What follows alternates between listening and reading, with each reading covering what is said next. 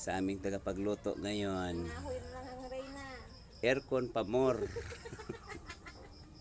Yan, kaya wala nang pambayad sa kurente. Sahog po natin, hugas, malunggay, Yan ang, at alugbati. yan ang buhay namin dito eh.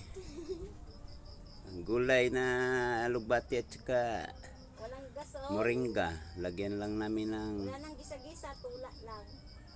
lagyan namin ng noodles. Yan. Wala kaming gasol kay laki ang kurente namin. Ay, ang pag-ingon-ingon, anak. Yan kasi. Yan pa Ang more. Reyna. Ang Reyna. Aircon pa more. Reyna naman, alay, usak. Kakawash ko pa lang naman, kaliligo ko pa lang. Diyos ko mayan. Ibilisan mo dyan kayo. Oh. Usok na. Madilim ng langit. Bubuhos ng ulan. Yan, laki me.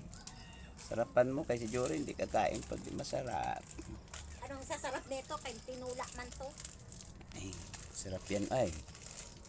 Nung bata pa kami, yan ang aming pinag-agawan. Sardinas, laki me, itlog. My goodness. Iti Nakakasira mausok. ng voice. Yan. Pagkatawanan ka ngayon ng mama mo. Bakit ka Pag kasi? makita ko na magalit na naman Aircon ka pa kasi. Kaya tuloy, wala tayong pambayad sa kuryente. Kung ganyan.